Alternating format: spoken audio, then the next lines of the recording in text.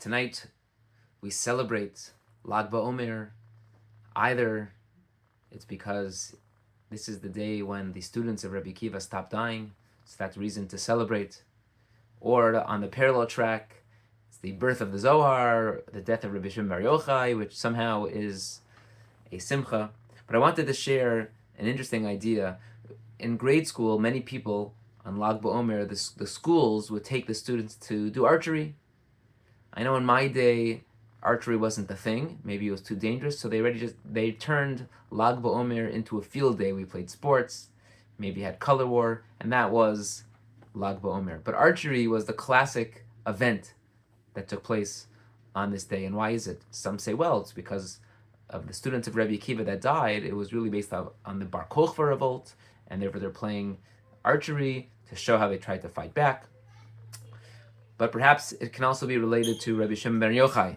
So suggests the Bnei Yissaschar. And he says as follows. The Gemara Yerushalmi tells us that all the days of Rabbi Shimon ben Yochai, there was never a rainbow in the sky.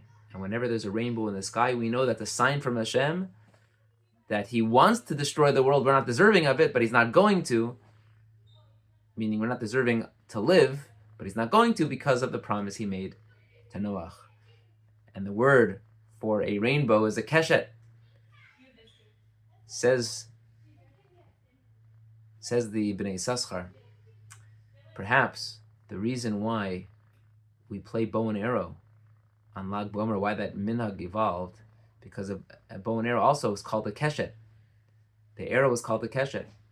And therefore, by playing with the bow and arrow, by doing archery, what we're saying to Kadosh Baruch Hu is that the biggest zuchus, the biggest merit for Rabbi Shimon ben Yochai is that there were no rainbows in the sky. There was so much bracha. Hashem never had even a havamina, even a consideration to destroy the world. So too we hope that HaKadosh Baruch Hu has no thoughts to possibly want to destroy our world. We should only be filled with brachos, with blessings. But perhaps there's another symbol. There's more symbolism behind the arrow.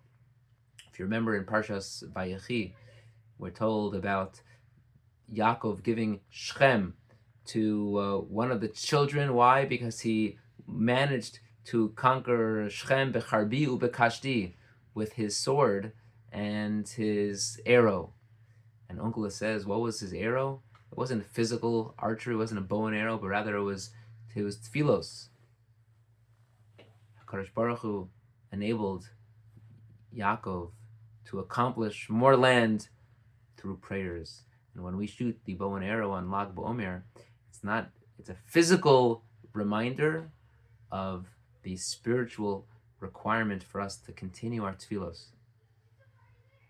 And just like that arrow hits its target, so too our tefillos will reach their target. Hopefully it's not a target that you shoot so high in the sky and it takes forever to fall down, but it goes straight and it has an immediate impact. So too may all of our tefillos have an immediate impact. So today, or this evening, on Lag Baomer, when we celebrate and we think about the archery, we remember the prayer that our world should be full of blessings, like it was in the time of Rabbi Shimon ben Yochai, that there were no rainbows in the sky. HaKadosh Baruch Hu loved what he was seeing from its people.